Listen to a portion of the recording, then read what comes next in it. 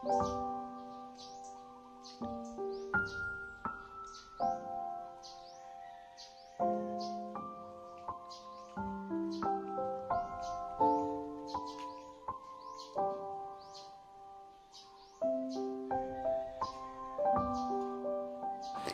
Morning সবাইকে। কেমন আছো বন্ধুরা?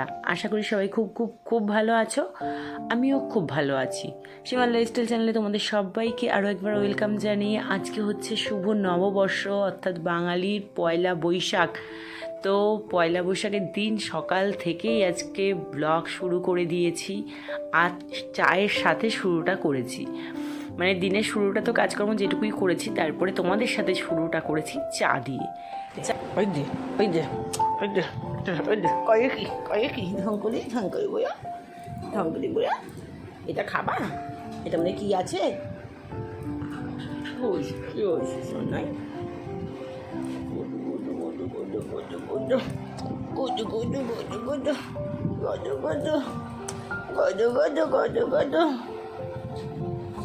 ওলে বাবালে নেমে গেল প্লেটটা। খেলা হয়ে গেল, এটা খেলনা হয়ে গেল বাবা। ও হ্যাঁ, এটাকে এবার ছিঁড়বে। ইস রে, মনে হচ্ছে খাবার লেগে আছে রে। অনেকটা লেট হয়ে যায়, যার কারণে সকাল থেকে যদি আমি ব্লগটা শুরু করি তাহলে আমার মনে হয় যেন খুব পজিটিভ একটা ভাইবসের সাথে আমি ব্লগটা শুরু করতে পারি। তো চলো, ঘুম থেকে উঠেছি অনেকক্ষণ হয়েছে। তো ব্রাশ করা হয়ে গেছে, ফ্রেশ ট্রেশ হয়ে নিয়েছি। তারপর চাটা আগে ভালো করে খেয়ে মাথাটাকে ঠান্ডা রেখে স্থির করে মনটাকে এইবার লেগে পড়েছি কাজে। আজকে মানে আমি অন্য বার কী করি, পয়লা বৈশাখের আগে নতুন বেড কভার পেতে মানে দুদিন আগে থেকেই আমার বেড কভার পাতা হয়ে যায়।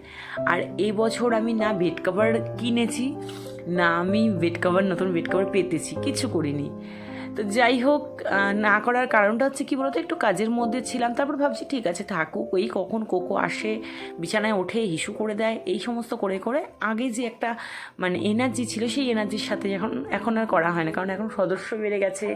তারপর ছেলে শ্যুট করে, শ্যুটের জন্য ছেলে আবার এই ঘরে কখনো আসে, তখন আবার এলোঝেলো হবে। আর আমি খাটার পরে যদি আবার এলোঝেলো করে তখন আবার রাগ হবে।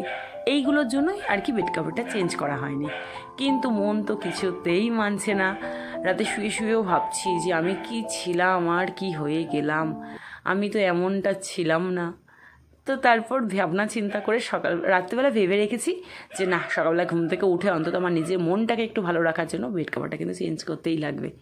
তো রাতেই আমি ওই ঘরে, বড় ঘরে বেড কভারটা চেঞ্জ করে রেখে দিয়েছিলাম। তারপর ঘরটা সুন্দর করে সাজিয়ে গুছিয়ে রেখে দিয়েছি যে সকালবেলা ঘুম থেকে উঠে তারপর আমি আমার বাসি বিছানাটা তোলার সময় আমি বেড কভারটা তুলব। তো সেইভাবেই আর কি সকালবেলায় ঘুম থেকে উঠে আমি তাই করেছি। তো বেড কভারটাও চেঞ্জ করে নিয়েছি। আর ড্রেসিং টেবিলটা জানো তোমরা যে কালো জিনিসের উপরে ভীষণ ধুলো আটকায়, মানে বোঝা যায় কাচের জিনিস হোক, কিন্তু কালো তো প্রচুর, মানে ঘরটা ঝাড় দিই তখনই ধুলোটা গিয়ে একদম জমে, আর দেখতে বিচ্ছিরি লাগে। কিন্তু এই ক্রিমগুলো থাকে, এবার প্রত্যেক দিন সরিয়ে নড়িয়ে এগুলো সময়ের সাপেক্ষর ব্যাপার, কিন্তু রোজ দিনটা সরিয়ে হয় না। ঠিক আছে, রেখেছিলাম রাতে, তারপর ছেলে এখন বের করেছে এখানে চাতালের মধ্যে রেখে দিয়েছে, কারণ শ্যুট চলছে সেই জন্য। এটা যায় চাতালে, মানে আমার শখের জিনিসগুলোর মূল্য এখন সব ঘরের বাইরে হয়ে গেছে। তো বাজার চলে এসেছে, আর এখানে বাজার থেকে মানে নিয়ে এসছে কয়েকটা শসা, মানে সবজি সব রয়েছে। শসা নিয়ে এসছে, আর কাঁচা আম নিয়ে এসছে, আর নিয়ে এসছে এখানে 3 রকমের মাংস। মানে 3 রকমের মাংস না, 2 রকমের মাংস। সেটা হচ্ছে কোকোর জন্য আলাদা করে নিয়ে এসছে, ওর জন্য সলিড মাংস ছোট্ট করে পিস করে কেটে নিয়ে এসছে। তো কোকোর জন্য মাংস নিয়ে এসছে, আর নিয়ে এসছে হচ্ছে মুরগির মাংস বেশি করে, আর এদিকে আজকের জন্য খাসির মাংস নিয়ে এসছে। তো সেগুলোই রান্না বান্নার জন্য রেডি করছি। আর মাংসটা ধুয়ে রেখে দিলাম, আর মুরগির মাংসটা ধুইনি, ফ্রিজে রেখে দিলাম। তো আর কোকোর যে মাংসটা সেটা ধুয়ে রেখেছি, কারণ ওকে পরের দিনকে আবার রান্না করে দিতে লাগবে, সেই জন্য রাতে রেডি করে রাখতে হয় ওর খাবারটা। আর আজকে আমি রান্না করছি হচ্ছে খাসির মাংসটা। তো পেঁয়াজ রসুন একটু একটু করে সেই বাটা ছিল ফ্রিজে মশলাটা, সেই বাটা মশলাটা দিয়েই এখানে এটা ম্যারিনেট করে রেখে দিয়েছি। তো আর তাহলে আমাকে মশলাটা করতে হলো না। আর খুব লাইটের মধ্যে মানে ছেলে বলে দিয়েছে পাতলা ঝোল করবা, যেন বেশি মানে কষা কষা যেন না হয়। তো আমি বললাম ঠিক আছে তাই হবে। তো এদিকে ভাত বসিয়ে দিয়েছি, আর এইদিকে হচ্ছে আমের চাটনির জন্য সর্ষে আর হচ্ছে গোটা শুকনো লঙ্কা ফোড়ন দিয়েছি। আর আমটা দেখো হলুদ হলুদ, মানে দেখে মনে হচ্ছে যেন পেকে গেছে, কিন্তু পাকা না কিন্তু।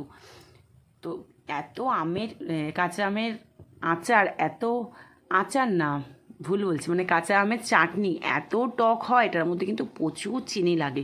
তবে হ্যাঁ, কাঁচা আমের চাটনি কিন্তু খেতে ভালো লাগে, আমার তো বেশ লাগে। চাটনিই ভালো লাগে, চাটনি যে কোনো চাটনিই ভালো লাগে, তবে খুব যে টক চাটনি খেতে পারি তেমনটা কিন্তু একদম নয়। তো যাই হোক, কথা বলতে বলতে আমটা একটু নুন হলুদ দিয়ে একটু হালকা করে তেলের মধ্যে ভেজে মানে নাড়াচাড়া দিয়ে তারপরে এটাকে আমি জল দিয়ে দিয়েছি। আর জলটা সেদ্ধ হতে হতেই, মানে জলটা যখন জলটা সেদ্ধ হয়েছে বলছি, ভুলভাল বলে ফেলছি, কাঁচা আমটা যখন সেদ্ধ হয়েছে তখনই কিন্তু আমি এখানে চিনিটা দেবো। কারণ কাঁচা আমি যখন সেদ্ধ না হওয়ার আগে যদি দিয়ে দিই তাহলে কিন্তু আমগুলো শক্ত হয়ে যায়। সেই জন্য কাঁচা আমটা ভালোভাবে সেদ্ধ হয়ে গেছে, তারপর আমি এখানে বেশি করে এত চিনি দিয়ে দিয়েছি। এই এসছে গরমের দিন, আচার খাবো, চাটনি খাবো, এই খেয়ে খেয়ে কিন্তু অনেক চিনির মানে খরচা করাই আমি। তো যাই হোক, এখানে হয়ে গেছে আমের চাটনি, পাতলা করে একটু ঝোল ঝোল, বেশ চুমুক দিয়ে খাবো। উফ কি শান্তি, বলতে বলতেই আমার জিভে ঝোল চলে আসছে। তো যাই হোক, আমের চাটনিটা হয়ে গেছে। যেমনভাবেই করো, টমেটোর চাটনি আর হচ্ছে আমের চাটনি, এই দুটো কিন্তু একটা জিনিস খুব ভালো, জাস্ট একটু ফোড়ন দিয়ে নুন মিষ্টিটা ঠিকঠাক দিয়ে নামালে খেতে কিন্তু ব্যাপক লাগে।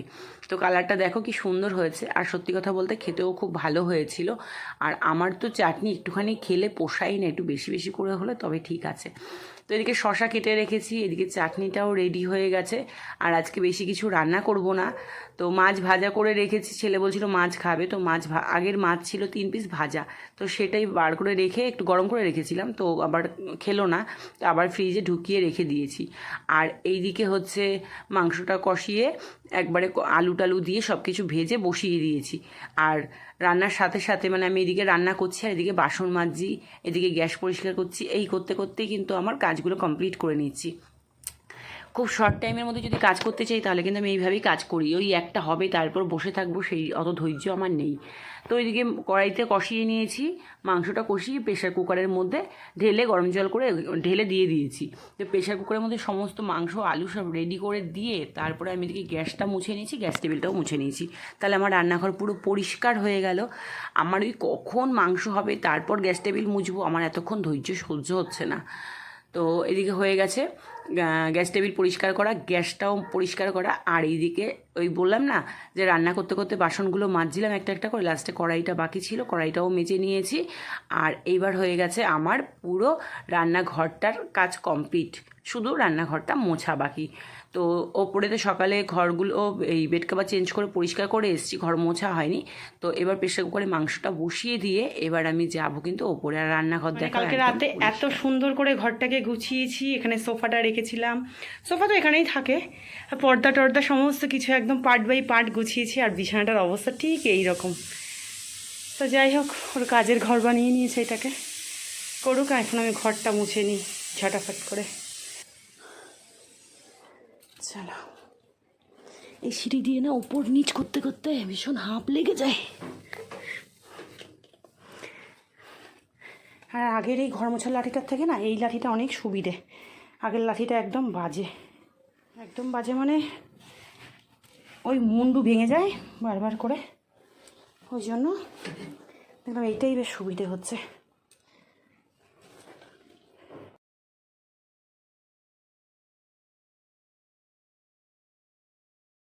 ঘরটাকে গুছিয়েছিলাম, তখন মনে করেছিলাম কি যে সকালবেলা ঘুম থেকে উঠে বেশ ঘরটা মুছবো, আর হচ্ছে ঘরটা পরিষ্কার থাকলো, অনেকটা আমার কাজ এগিয়ে থাকলো দিনের বেলায়। কিন্তু এই সকালবেলায় ঘুম থেকে উঠে কে জানে যে ঘরটার এই অবস্থা হবে, এখন কিছু বলা যাবে না, কাজের ঘর করতেই হবে, কিন্তু একটু গুছিয়ে রাখতে পারে। এইগুলো কিন্তু এতটা এলোমেলো না করলেও চলে, কিন্তু করে রাখবে এরকমই। আর সব থেকে বড় কথা জানে যে মা একটু জায়গায় রাখতে পছন্দ করে, গোছানোটা পছন্দ করে। সেই কথাটা মাথায় রেখেও যদি একটু করতো তাও হতো, কিন্তু করবে না। এই জন্য এখন মনে হয় কি যে মেয়ে হলে হয়তো এই কষ্টগুলো আমার থাকতো না, বুঝতো একটু হলেও। আমি জানি না ছেলে মেয়ে কী হলে কী হতো কিছুই জানা নেই। এখন ভাগ্যে যেটা আছে সেটা তো হবেই। ছেলেও ভালো হয়, মেয়েও ভালো হয়। এখন কপালে ভালো হলে সবই ভালো হয়। তো চলো, ঘরটা মোছা হয়ে গেল।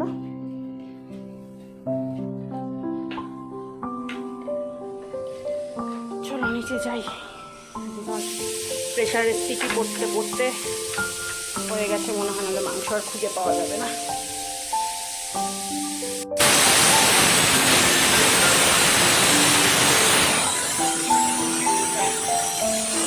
কি রান্না করছে মামা? কি রান্না করছে বাবালে? ও আচ্ছা আচ্ছা, ঠিক আছে ঠিক আছে। নামতে পারছো না? ভেজা ঘর শুকিয়ে গেছে, এই জায়গাটা একটুখানি ভেজা আছে। দাঁড়াও একটু শুকিয়ে নিক। হ্যাঁ একটু শুকিয়ে নিক, আমি চান করে আসি। হ্যাঁ তুই গানটা বন্ধ কর, নিলে আমার কপিরাইট খামু।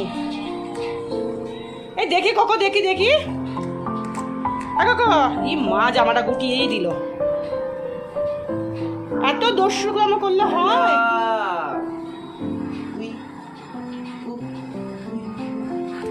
দেখি দেখি দেখি। এ মা, সব উঠেই গেল গেঞ্জিটা।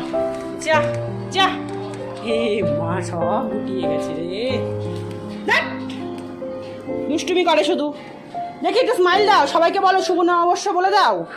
সবাইকে শুভ শুভ বলো, বলো বলো শুভ নববর্ষ মিমিরা।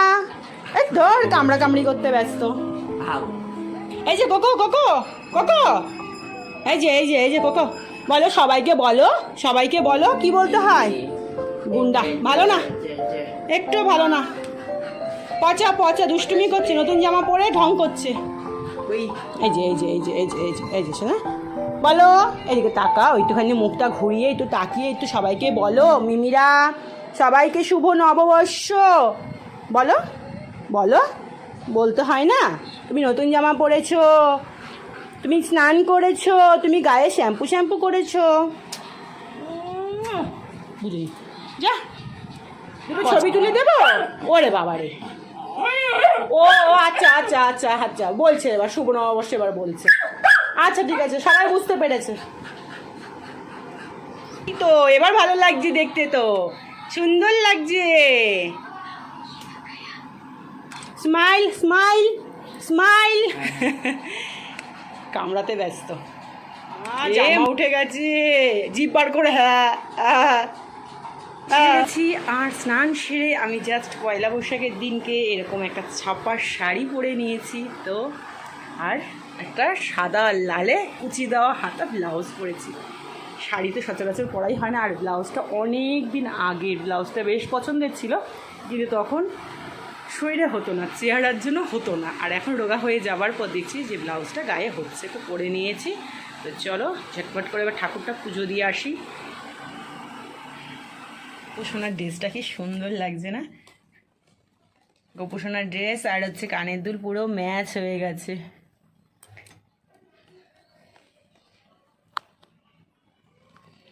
খুব সুন্দর লাগছে গোপুসোনার সাজটা। আর গরমের মধ্যে না এরকম হালকা পাতলা ড্রেস সত্যি কথা বলতে খুবই ভালো লাগে, মানে কমফোর্টেবল লাগে। আর ঠাকুরকে পরিয়েও মনে হয় যে না, ঠাকুর একটু খুশিই হয়েছে। কি গোপুসোনা, খুশি হয়েছে তো?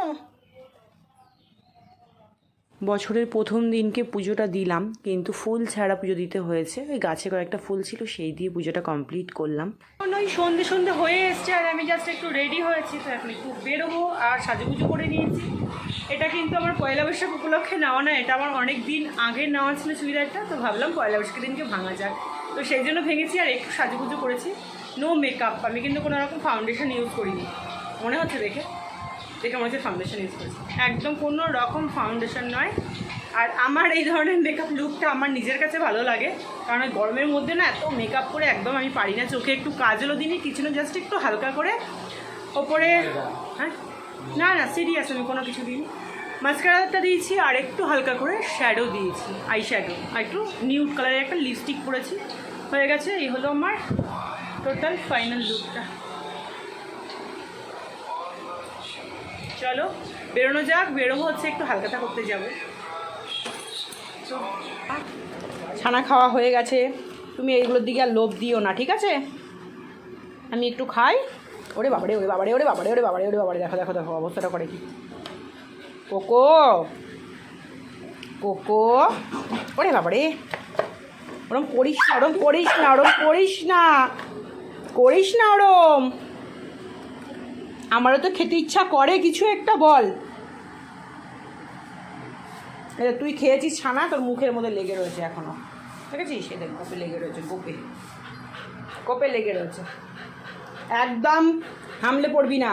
সে দিনগুলোই যেন মানে ভালো লাগে, মানে একটা আশা, অপেক্ষা করা, এই প্ল্যানিং ওই প্ল্যানিং, এই করতে করতে আমাদের কিন্তু যখন সেই দিনটা চলে আসে, মানে সেই দিনটা যখন আমরা চলে আসে, তখন আর কি হয় যে কোথা দিয়ে যে কেটে যায় সকাল থেকে রাত পর্যন্ত টেরও পাওয়া যায় না।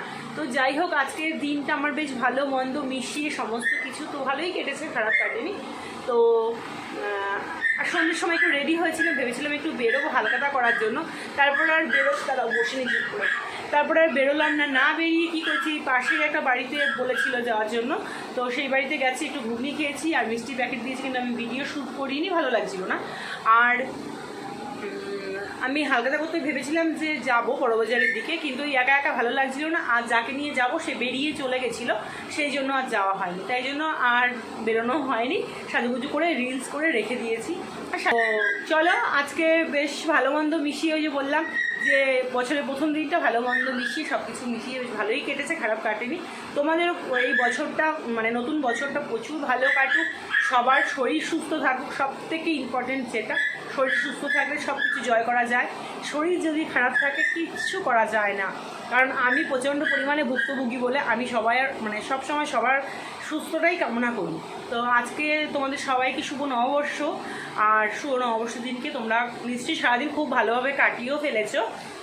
ওপরের ঘরে আর ওপরের ঘরে এসে প্রচুর পরিমাণে গরম, কিন্তু তার মধ্যেও বসে নিশ্চিন্ত মনে এখন এডিটের কাজটা কমপ্লিট করে নেব, কারণ সকাল 9টার সময় তোমাদের জন্য ব্লগ নিয়ে চলে আসছি।